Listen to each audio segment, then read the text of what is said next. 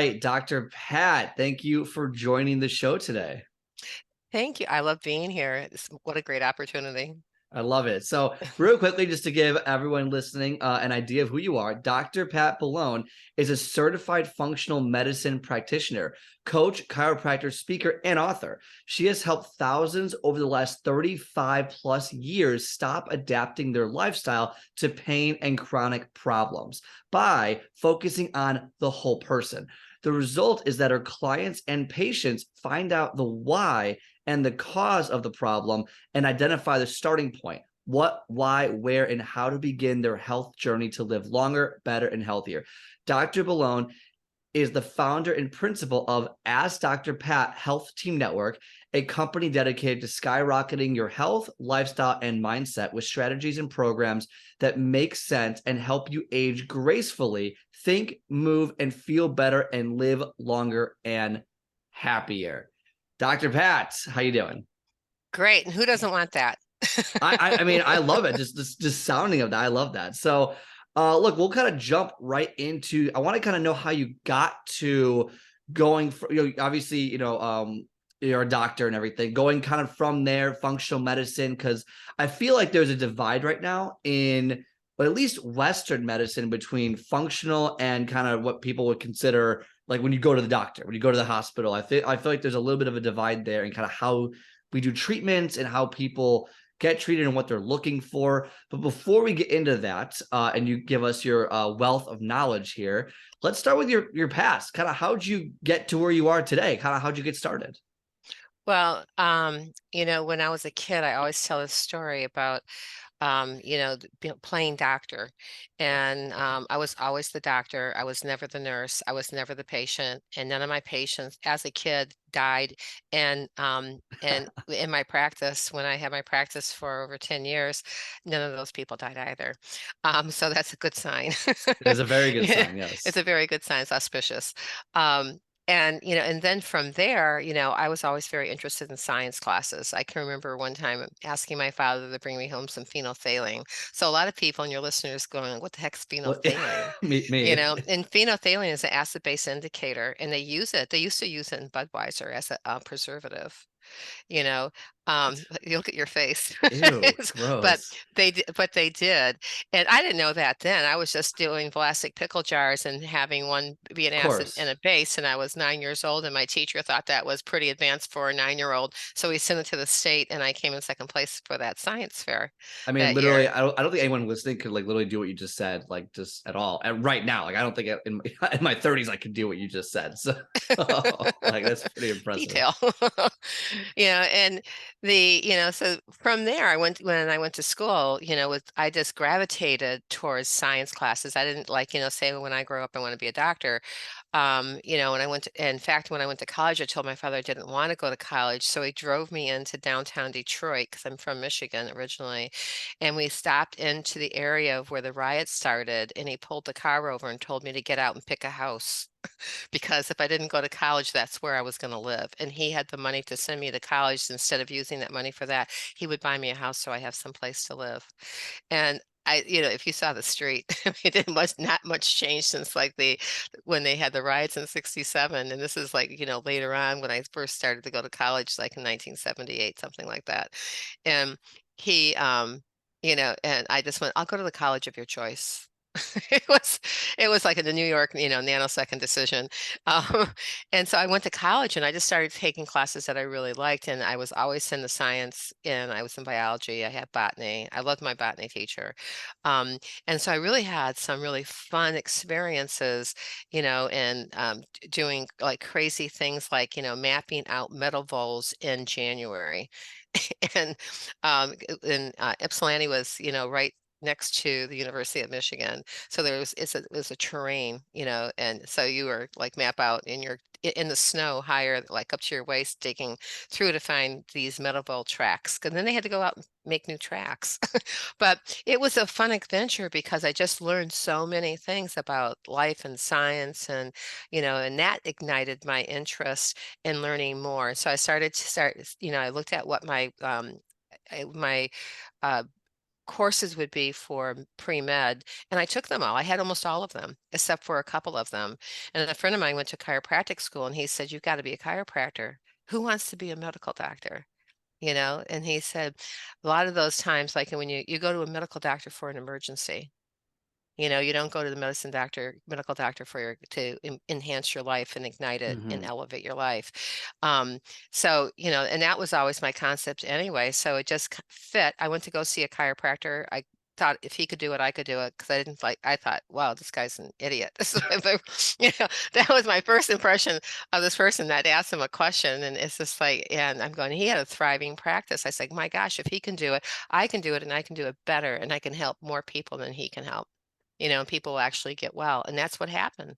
I went to chiropractic school. I had tons of experiences, I had exposures to some of the greats in chiropractic who were still teaching. They were teaching at the school I went to. And when we opened the practice, my husband was a chiropractor. We had the blessing of his father being a chiropractor, osteopath, and a physical therapist. So when we went to France, we always had really great educational interchanges. And he would say, "Oh, do it this way, a little bit," and tweaking our skill, and making it more of an art of helping people.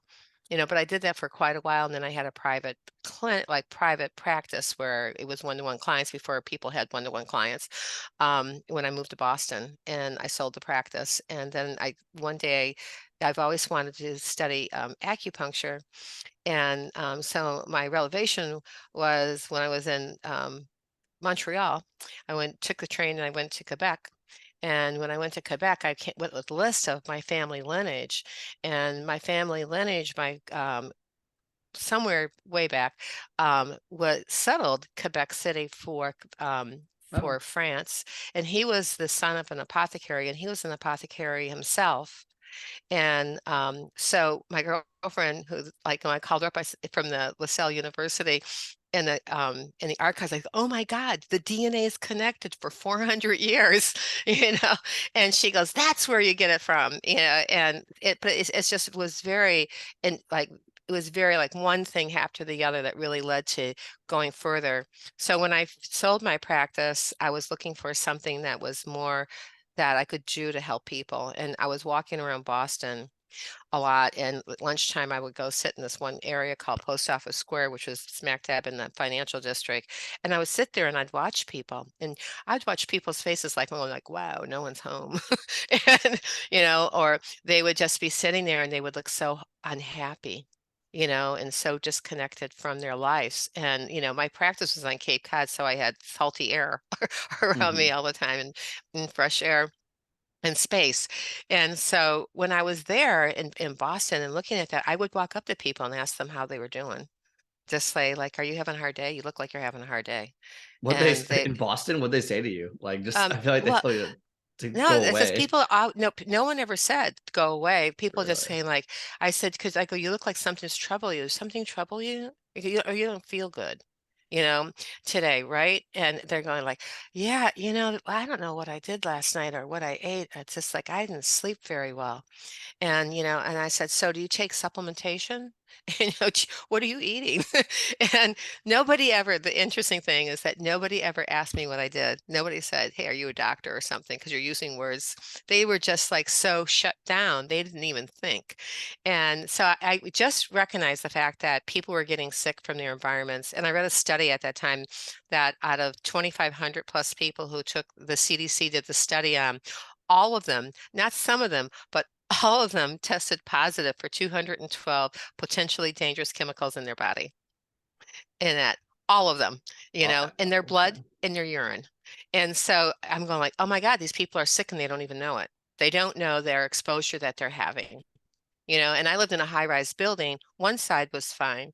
The other side, on the morning sun would hit the glass windows of downtown Boston, and those glass windows would heat my apartment up by 10 o'clock in the summertime to 90 degrees, even with the air conditioning on. I had an extra unit in my apartment to control the temperature. And I'm going, oh my God, I'm cooking. That's what my impression was. But between that, and I read a study somewhere around 2014, something like that, that out of, by the year 2030, 50% of the population was going to be diagnosed with a chronic illness or disease. 50% 50%? of the population, not the adult population, but 50% of the population. And That's I heard, actually it's actually believable. I mean, if you take it like the obesity statistics in the US, I mean, I feel like that's actually we're not too far off at the moment, I feel like, because I think it's already what 42% of people are considered obese uh, right now in the US. I mean, we're not that far off. I mean, we have what 7 more years or so. I mean, we're and that's just obesity. I mean, that's just so I imagine we're gonna get other if you add other diseases, I feel like we're pretty close. no, I heard a report recently that said we're there. I have to turn my power cord on or else we're going to lose here. Yeah, yeah, Hang on, go for it, hang go on one for it. second. Yeah. So yeah, I mean, it's quite possible we are already there at 50%. We People who are. have some sort of yeah. So I mean I think we are because if when you looked at what happened in the pandemic, a lot of people, thought like, oh, and even with the flu, the thing about the flu and the pandemic that's so, coincidental, they're similar, is that when people get the flu and if they have underlying issues, their underlying issues become, um, they become looming and they become incredibly important. So they have two things going on. Someone's got the flu, and then they have a life-threatening situation. And so about their own health. And then the same thing happened in the pandemic. A lot of people were sick and they didn't know it. So I always say, and I think I wrote an article years ago, like, the sick model of medicine. And then yeah. that sick model of medicine, until you have something definable, people don't know what to ask you. They don't, they're looking at you and they're looking at you as a number and they're waiting for you to get sick in order for you to diagnose you. And I said, like, why would you wait for that? A lot of people think like, oh, we have such and such a genetic pool in our family. And it's just like, why would you wait for that to express? Why don't you like research out what can I do to minimize the effect of that, even if it does express itself? Hmm. And a lot of things are self-induced, chronic illnesses and disease are lifestyle induced, like diabetes, second diabetes, like diabetes too, and thyroid issues, and some of Yeah. the, it's just amazing. And we don't really realize how toxic we are, in our environments, because that's one of the reasons why people get sick, Well, is that they have I want to hit on exposure. that, and I want to hit on the toxicity part of it because people don't even realize, like you said, they don't even realize they're sick. But I do want to go to because you talked about. I want to finish your story on you sold your practice, and Oh then yeah. how did you kind of yeah you sold your practice, and then how did you get to speaking and being a coach in this perspective after selling your practice? Well, when you are a doctor, you are a coach. And so a lot of people would come into me for consults for like nutrition consults and that type of thing. And at that time, when I had my practice, I was following a guy by the name of Jeff Bland, who was a PhD, and he was so brilliant. Somebody would ask him a question, and he would, like I just did, like go off on a tangent. And then I would look at the person next to me and go, "Do you know what he's talking about?" And he was just so smart, and he would just synthesize down and funnel in on the information, and then we would go back to our notes. And as long as he followed the notes, everything you could follow him. Mhm. But the thing is that there's way back then, and then he formulated. He was considered the grandfather of functional medicine. And so he birthed functional medicine and gave its name. So a lot of people owe it to Jeff Bland for his brilliance when he started at Metagenics and being out in Sag Harbor in Washington State.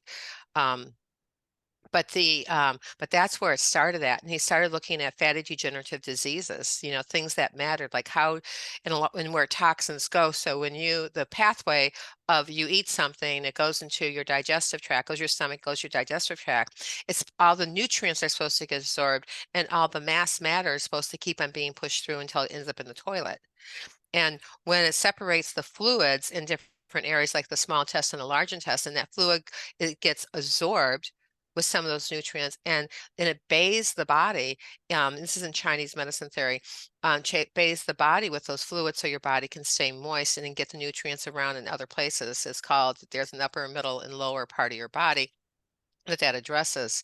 And then what's ever left over goes to the, the next organ system, and it gets absorbed. When that doesn't happen, foods that you eat get absorbed too soon. It gets in the blood system, then it has to go to the liver to be processed, and the liver gets overwhelmed. When the liver gets overwhelmed, it stores those toxins that is supposed to go back into the intestinal tract in blood, brain, bone, and fat.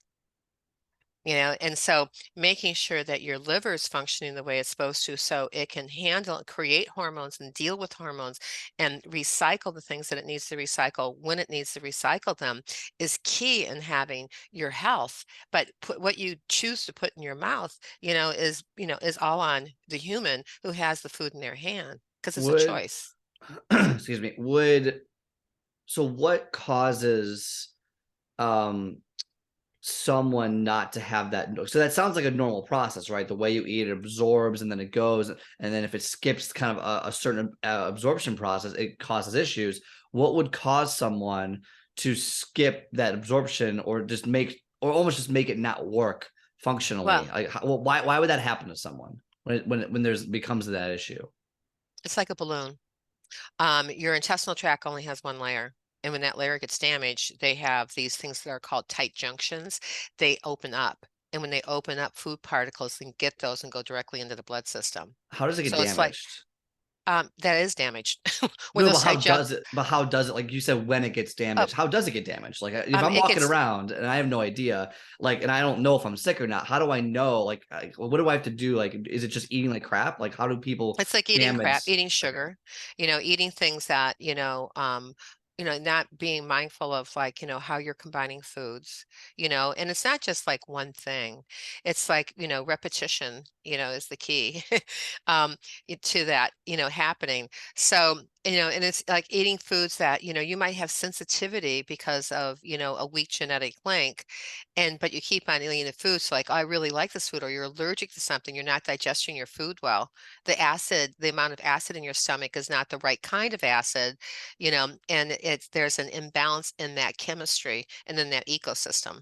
So when you, And go ahead. just so I understand, just so to summarize it, so when you eat a food that is either highly processed, generally speaking, or Hmm. you have some, not maybe not an intolerance, but an allergic reaction to, it will damage the tract, which will then kind of create this cascading effect over time.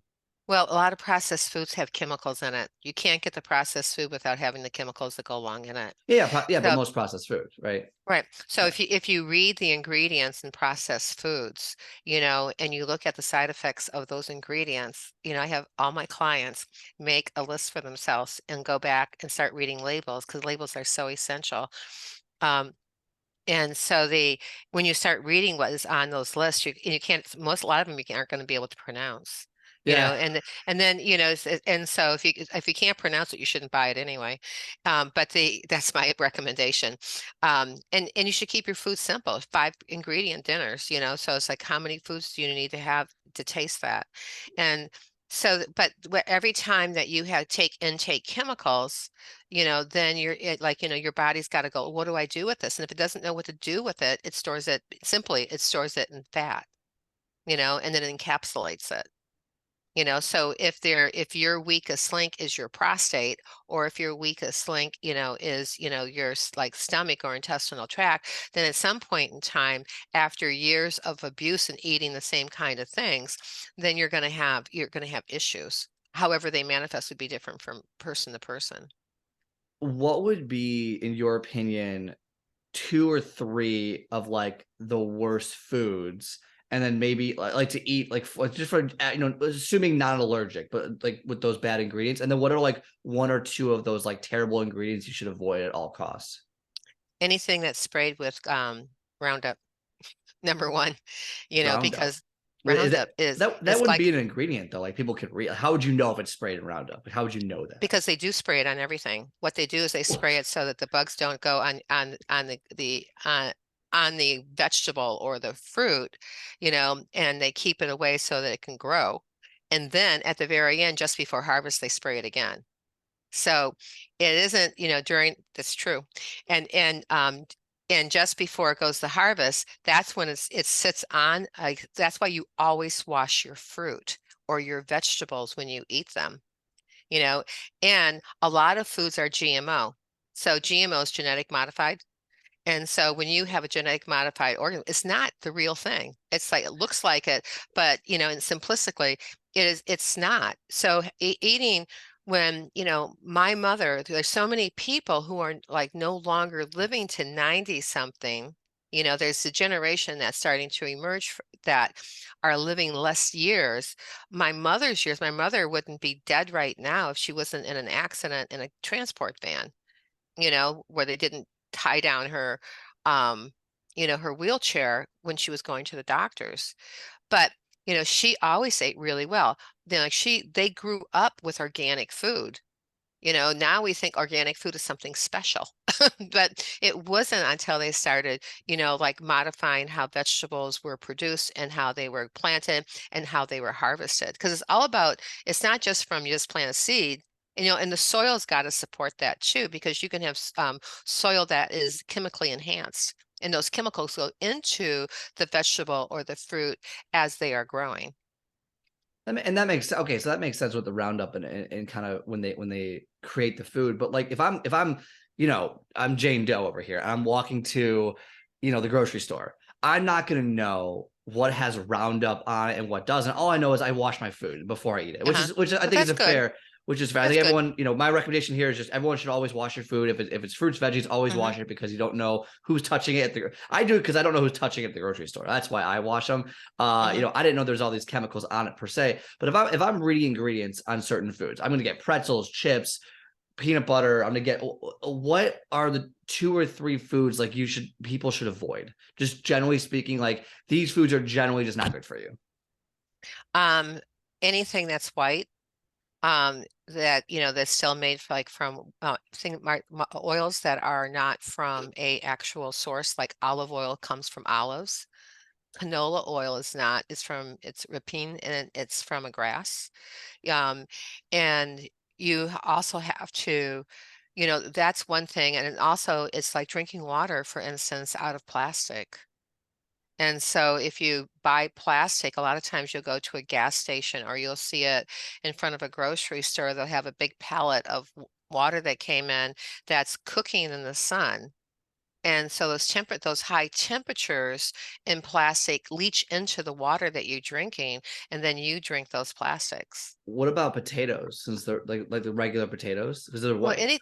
you have to, um, you know, f- potatoes are, for me, I don't really eat potatoes, but and the reason for that is because of, the ground that they're grown in. You really got to know the soil of what they were sitting in when they were growing. And also you have to know proportion sizes for potatoes or sweet potatoes. Um, if you're, um, people who are on keto diets wouldn't eat potatoes. Well, I'm not Right. recommending a keto diet to anyone though. Right. That's No, I also. know. I know, but I'm just saying as an example and that. So if the safe thing to do is eat green leafy vegetables and have colorful other vegetables inside the salad and then have a lean protein with it. But chicken's white. You said anything white. Chicken's kind of Well, white. chicken's really poultry, fowl is fowl. And that's in the point about unless you're buying organic chicken, and where the chicken was raised, whether or not they're in really confined situations. I mean, look at salmon. They have salmon farms all over the place. Those fish are eating their own feces. And that it's just and they're very fatty. There's a huge difference if you ever go in the Whole Foods market and you see wild fish and you see the non-wild wild fish like the farm fresh, salmon to pose the wild salmon. They're two totally different colors. They exercise different, the animal itself. So, and asking what like what like when you're having like grass-fed beef, you want grass-fed beef that's not only grass-fed, but you also want it finished as grass-fed, because a lot of times what they do is they put feed in, like regular feed and not the grass, to but plump them up so that they weigh more when they go to slaughter. Gotcha. Okay, so just Uh, to summarize, just so people can kind of take away some points that you mentioned. So things like canola oil, or so basically if it's not olive oil, avocado oil, or coconut oil, most likely you want to stay away from because it's not a pure oil. There's some sort of manipulation going on. So those would be the 3 main oils people should probably stick to. No like white bread, because that's probably terrible for you. Uh-huh. Um, and then when you Wheat. eat wheat, okay, so Hmm. wheat generally, because I feel like even everything you just said, like it makes me overwhelmed. I'm very good with my nutrition as a nutrition Sorry. coach. I'm very Uh-huh. good with my nutrition. I go there, I buy the organic stuff, the whole foods. I stay away from the candy aisle. So if I'm listening to this, right, and I'm just a father of two and trying to buy dinner for some, it's like, how do you know? Because I look at the label and go, okay, grass-fed eggs, or well, not eggs, but grass-fed beef, and Pasture. so is there any ingredients that I should be like, two ingredients that I should be watching out for when I look at whole foods or even processed foods? Like I know, like for example, like everyone should stay away from high fructose corn syrup. I think that's pretty Hmm. obvious. I think most people know GMO and high fructose corn syrup. I think people generally, if you don't know, here you go. Just stay away from those foods when you're buying them. Is there anything else? If there's sugar in the first five ingredients, Okay. because how the FDA, it goes from the highest ingredient to the Yes. least ingredient. So if it has sugar in the first five ingredients, so sugar could also be anything that has an OL on the end, like sorbitol, is a sub, and stay away from all sugar substitute. Um, is to stay away from that, for foods, and also, be willing to take the challenge of, like looking up what you're eating and looking up what the side effects of what the preservatives that are in food. So the more natural foods that you can eat, your body will be able to assimilate it a lot easier, and the less likelihood that you're going to have any type of indigestive problems. Like a lot of people think that avocados are really good for you, and for a lot of people they are. But for some people, they actually are an irritant in the intestinal tract, That's me. right? I don't And eat avocado. I I can't. don't eat It hurts. avocados either, It hurts. and the other thing, that when I'm looking at, when I flip over, I drive when I went shopping with my sister one time, she told me she would never go grocery shopping with me ever again. And she left and she goes, call me on your cell phone when you're done, and I'll come back and pick you up.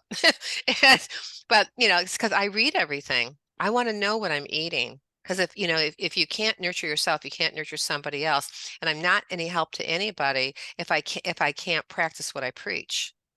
And so and when I look at foods, I look at, for things that I understand.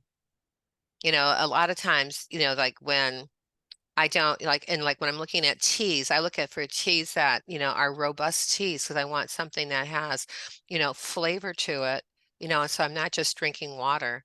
And for some people, like green tea is great. For other people, green tea is poison. So you know that by how your body reacts to something, and you can have a food reaction to something up to 8 or 9 days after you eat it. So it's really, really hard to tell unless you actually Yeah. do a food sensitivity test for that. And then, Speaking of, if you oh, knew that something was harming you, like sugar, why would you keep on eating it?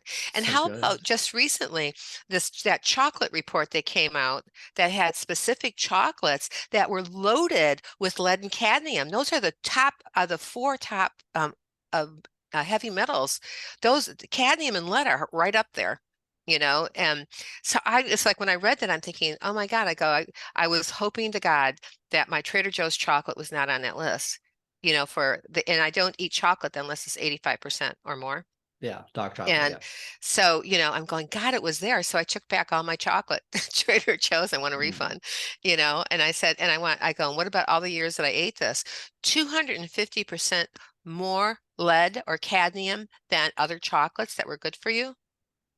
It's just like people, there's just a recent article that came out, I think it was late last week. When I read that, I was horrified. It's Yeah, just, I mean, that would be pretty terrible to find out, like, because 85% cacao and chocolate's actually, like, I mean, that's supposed to be pretty good for you, it is all good things. for you. And then you're finding out, oh, you're also eating lead and cadmium and these metals you shouldn't be having in your body. Well, it's not just the chocolate itself, it's how it's processed. I think that is Yeah. and the source of the particular chocolate, because what you don't know is, you know, um, perhaps where it was grown. So a lot of fruits and vegetables that come from Mexico in the wintertime, you might want to, like, maybe I don't need to have a papaya, you Yeah. know, Right. or a mango, and something that, it is, we're thinking if it doesn't grow in your own climate, your body always adjusts to things that are much more in your own climate. and environment than it does like for other types of seasons. Like peaches are not in season until the summertime. And there's probably probably a logical reason for like peaches and nectarines and plums. I had a client and patient one time who I just got him in good shape, and him and his girlfriend were going away to Vermont for the summer. This is when I lived up in Cape Cod. And on Monday he crawled in the office. And besides driving too long at one time and not getting out to move around but they went picking plums, and they sat there and they ate probably around 20 of them. Yeah. And all that sugar, all that fructose. Fructose doesn't get handled in the stomach like glucose or sucrose does. It gets handled by the liver. And so it just makes the liver have to work even harder to handle and break down fructose so that it's more usable. The fiber part of the fruit is good for you. Yeah. I have to say that. And the fiber part of like an avocado, or the fiber portion of any fruit and vegetable, and some of them have more fiber than others, like apples, which doesn't have that kind of sugar buzz that you get and crash after that. Well, that's A why you can matter eat of too fact, many fruits. Like you can eat yeah, too many, and people don't realize that. Like they go, like they'll have an apple, an orange, and a banana all in one day. It's like that's too much. Like you right, can have because it has a lot of sugar. And whether it's natural or not, it's still a lot of sugar. And the right. body Well, doesn't process it differently. Now, it does have things like fiber that help you, and there's other nutrients in fruit. But yeah, everyone, like if you're not aware of this, like I think the recommendation is about 2 servings of fruit a day. And a serving is basically if you get like a big fruit, it's like an apple, one banana, one orange. that's that's That's true. like It's one of big. those is one You have serving, and then you have to know portion sizes. yes. So that's And also just so that you know, a banana is two, really it's not two, one. not Yeah. one. Oh, It's I just didn't like a know that. banana, and there are bananas that come in a lot of different sizes, but the Those things are banana is huge. two. Those things are It's genetically modified. Bananas are genetic. I mean, those things are huge. yeah. It was like Some of 80 the years ago, they were like this big, and now they're like this big. Right. Well, it's, that's like growing bigger. So, because like, and even like, drinks and like in sugary drinks, like in the United Wow. States, and having water, to hydrate, or drinking too many fluids when you're eating doesn't sometimes give the food enough time to be properly digested going through your system. I mean, there's a host of things. So how I eat, is, I have a protein and I have a vegetable source. So I have a protein, a carbohydrate, and a fat with each meal. And I balance each of those meals out. I've done it so long, it just comes really natural to me. Um, and I know that when I don't do that, is that I will get tired shortly after I eat, which always tells you, like, if you get tired shortly after you eat, it means that you had too many carbohydrates in the meal that you had, which means that you just have to correct it in your next meal. Hmm. That's why people get the food crash at lunch, right? They just had too Mhm. many carbs. Yeah, especially if Okay. you eat wheat products. When I used to work at my office, I would work from 8 to 12 and then from 3 to 6 or 2 to 6. And I always laid down. But if there was a great organic whole food kind of market right next to my office. And I realized at one point, never tied it in. And at first, because I used to have these Mediterranean sandwiches that had tuna on them, and so, it was so good. But I would crash. I would get all of a sudden like and get that woof kind of feeling like I'd love to lay down and take a nap. And then I would look at my schedule and go, that's impossible. Let's get moving. And then what people do when they get in those cycles, they say have a coffee. And when they get having the coffee, then you start getting into a vicious cycle that if you don't get that handled, then your good health is being cut while you're trying to help other people. I mean, whether you're helping other people, no matter what industry you're in, it doesn't have to be as a doctor patient. It can be as a client, for um, you know whether cars or whatever. It doesn't matter. Yeah. So so I basically, a lot of people are sick right now based on the food that we're eating, and a lot of the foods. I would say everyone understands. I think for the most part, anything mostly processed, really bad for you. I think most people get that. I think what most people miss is that even some of the good foods out there, taken with the wrong intolerances, allergies, or just too much of it, or not washing it properly, also leads to negative effects as well. And I think that's where you lose a lot of people. It's like, okay, what else am I supposed to do? So I think we understand why people are sick because the food we're eating is Mhm. really just it's not good. It's not natural. We've modified everything. It's just bad for you. How does someone, because you walked around in Boston, right? To bring it back to the Boston story on, hey, you look like something's wrong. How does someone know that they're sick? How does someone know? And I mean, yeah, sick is the right word, but how does someone know like they're not working optimally? Because a lot of people will just assume that if they don't feel good, that's just how they are, and they will they will basically adjust their lifestyle to how they feel versus trying to feel, because they don't know any better. So how does someone know like they're like, how do I know right now like I'm sick or I don't feel good? Like how do like someone identify that in themselves? How's your health been in the last 2 years? By what metric? By your own metric, I, compared to the 2 years before that. okay, so you're saying you need to compare it to, I guess I wouldn't know. I would say Or or or you from could ask the question, when's the last time you felt super and on top of your game at 100%? I would say if you have someone who's like, let's say they're in, and this is where I struggle, right? This is where I think a lot of people struggle is you're at your 9 to 5 job for 20 years. You don't even know the difference between Mhm. feeling good and not feeling good. I think it's hard to answer that. Even for me, it's hard to answer that question because I would say I'm doing better now than I was 2 years ago, for sure. Like Good. I think that my eating has progressed significantly in the last 8, 9 years. And the last 2 years, I've really like actually 3 years, I've really hammered it and really gotten really, really, really good at it, to what affects me, what doesn't affect me. But I feel like most people don't have that level of discipline or don't have that knowledge base. So they'd say, I don't know, I was the same 2 years ago. I eat and I feel like crap all the time, Okay, so or then I never my feel next optimal. question is there something that you used to like to do you can't do anymore? Oh yeah, I used to play basketball. I can't play basketball anymore. Okay, so it's just like, would you like to be able to get back to playing basketball, so that you're full on? Because what is it about it that basketball that you can't do that you did before? Is it the energy? Is it the moves? Are you stiff? Do you not sleep well? You know, and it's just like, are you like, do you ruminate before you go to sleep? And, are you waking up and able to go back to sleep? And, and tell me, what does your poop look like? And, What's it and supposed does to look like? What's it supposed to look like? Is there like Well, it's supposed to be relatively firm. And, and if it floats, then there's fat in it. And if it, but it's supposed to be like on the brown side, and it's just like, but it's not supposed to be like little stools, which are called goat stools. In Chinese medicine, it means something, you know, and like, some people eat something that their body processes really quick. So you're not going to have you're not going to see the particles for that coagulate and form a cigar shape or whatever it is. Um, but having if it doesn't smell, that's a good sign. If it really smells, then there's heat in your body. And if there's heat in your body, there's inflammation.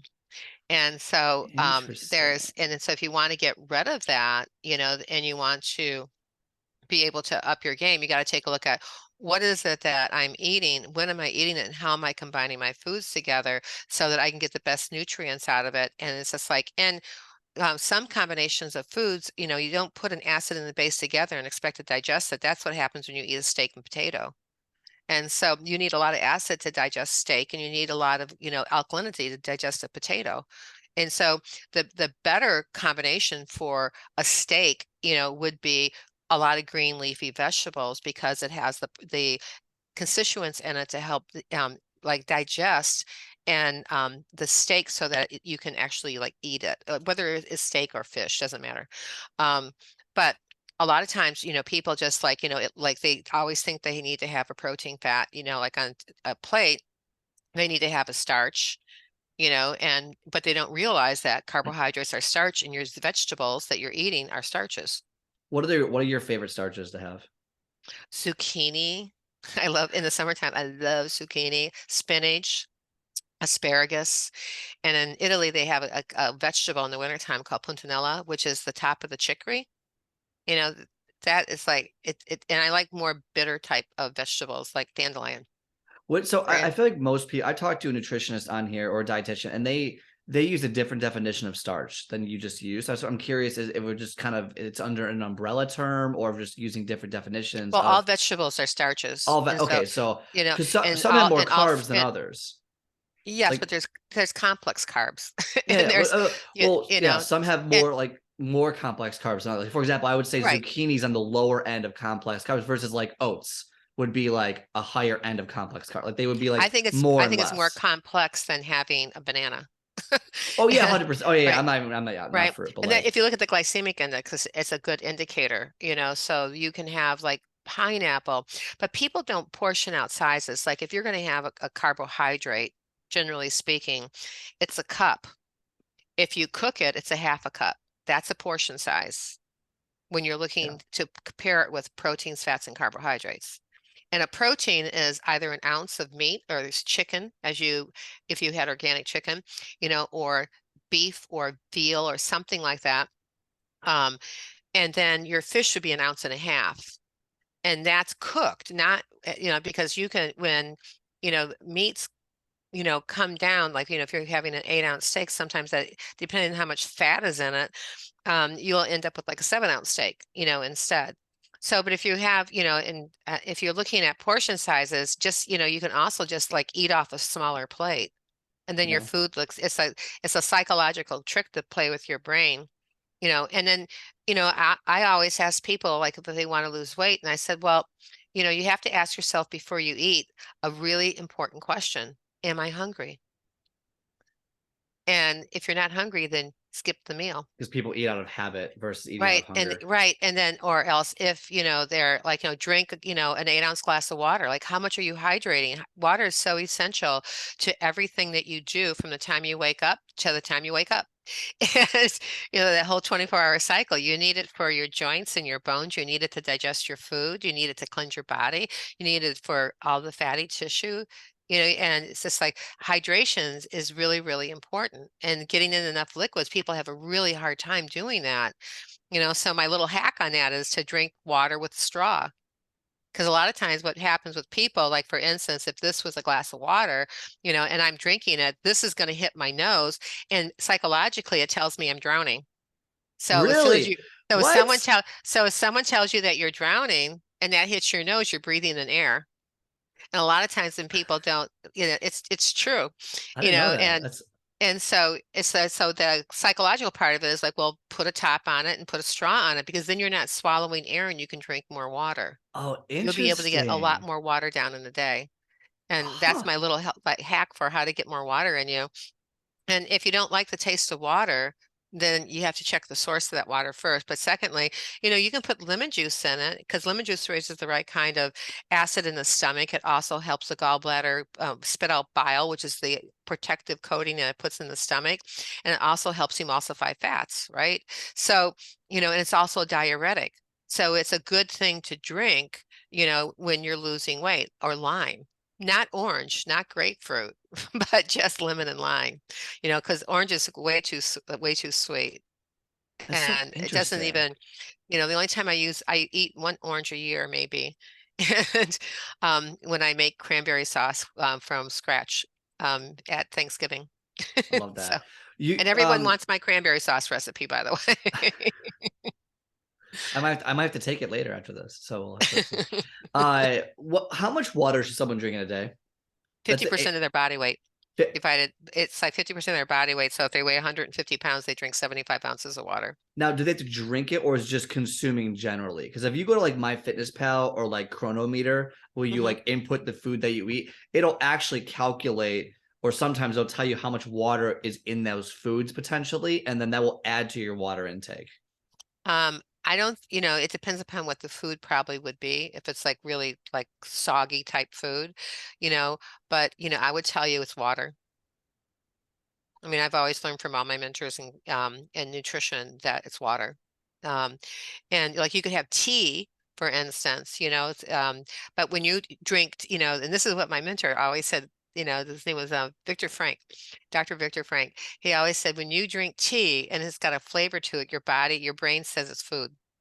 What about almond milk or like Some of coconut that's or coconut? Okay, it. coconut milk, whatever. Okay, so unless you make it yourself, Yeah. there you have to take a look at those labels.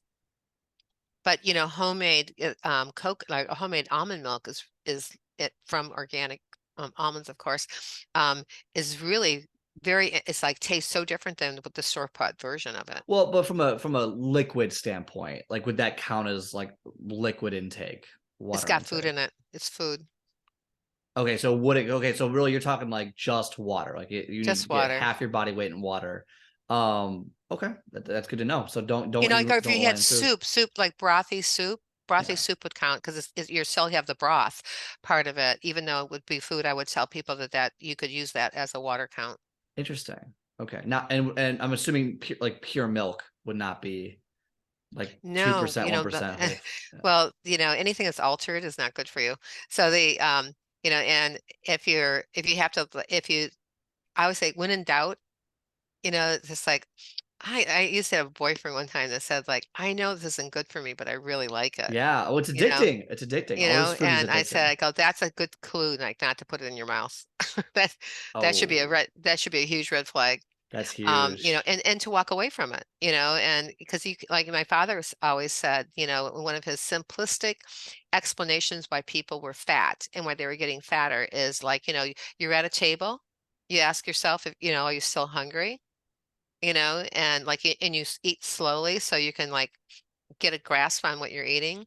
And at some point in time, am I still hungry? If the answer is like yes, then have a little bit more, but it's better for you when you have that little bit more. People have a tendency, like in Thanksgiving, they have the second helping of dressing. They don't have the second helping of turkey. And so, it's just like, look what you're gravitating towards, because if you're not what you eat, you are what you have the ability to absorb. And if you don't have the right enzymes and the constituent and the right kind of acid in your stomach, then a lot of the stuff that you're eating is a waste of time. So the body is just a massive puzzle, a massive math equation to figure out what goes well together, what doesn't go well together. And it's really about Hmm. just educating yourself and kind of figuring out, okay, like, and if you're someone right now who is listening, it's like, how the hell do I get started? I recommend you just start with one food and figure out, okay, is this something I should be eating or not be eating? And then if you can, test it out. Do you feel good when you eat it? Do you not feel good when you eat it? So, in doing that isolation type test, the thing to do is just to back off and just take everything out, like eat five ingredient Elimination. Yeah. meals max. So, like if you have, dinner, you have salad, and you have, and the portion sizes are an ounce, you can have to max it up to like if you're having 4 ounces or something or other, but it's 4 ounces of, protein. Let's say we'll use it as an example to 4 cups of vegetables, you know, to like 4 servings of fat. So a serving of fat is only like a quarter of a teaspoon of olive oil. So if you take So it and you saute, you're thinking, so that means that you could have a teaspoon of olive oil over your food, is that the and only fat you would have to your meal? Because you said so you want to do 4 cups of basically starch. mhm. You want to do 1/4 cup fat, and you want to do up to Well, four isn't one fourth ounces. cup fat? It's Oh, for 1 teaspoon. sorry, not cup. You're right. Teaspoon. Apologies. Yeah. 1 teaspoon fat, 1/4 teaspoon. And then up to 4 ounces of protein. So what other fats would you have if it wasn't just? Are you talking just oils generally, Well, or olives are oil. If you had 3 olives are considered one fat, generally speaking.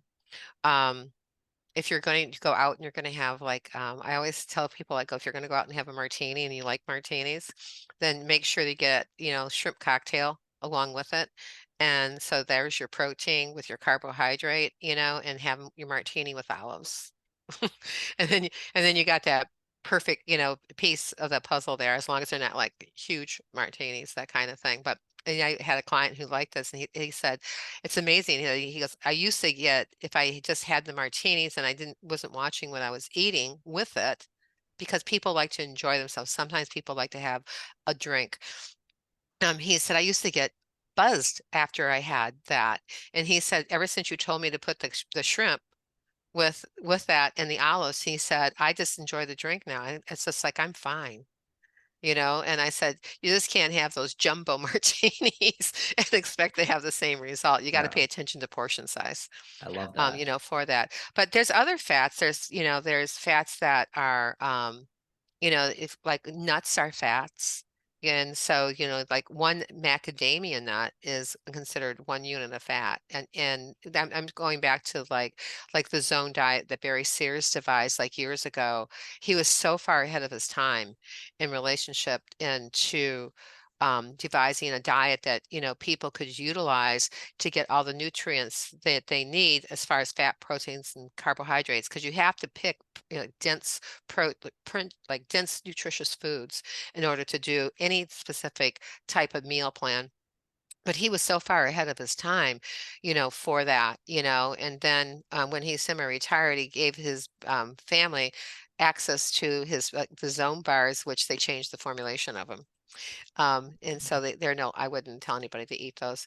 But you got to take, in balancing that part of it out, that's the easiest thing to do. So if you go and have, a big salad with a lean piece of protein on it, and very like, oil and vinegar dressing, or even, you can buy those cruets in a lot of stores where it tells you to put this much oil and water, or like oil and water and vinegar in it, and you can put a teaspoon or a half a teaspoon of Dijon mustard in it, shake it up, you have Dijon dressing, and you can use it also as a marinade for fish and marinade for meats before you cook them.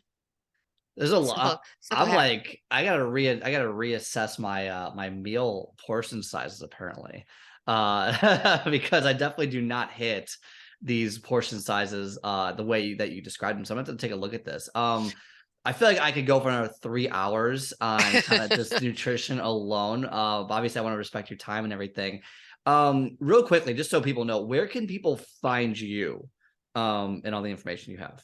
Well, there's 3 places specifically I always point to. One is on LinkedIn, is how we met. And that's Dr. Pat Boulogne. I don't go by Patricia as a doctor, and I never have, but personally, yes.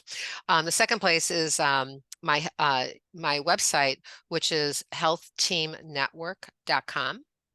And there is a plethora of way to work with me.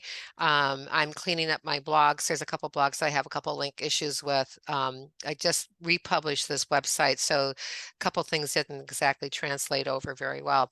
But there's a lot of really good information, on there, and about, and you can ask me a question on the front page. And then I have my Facebook page, which is Ask Dr. Pat, facebook.com/Ask Dr. Pat. And I think you're going to put those links in here anyway for the show notes, to be able to connect with me.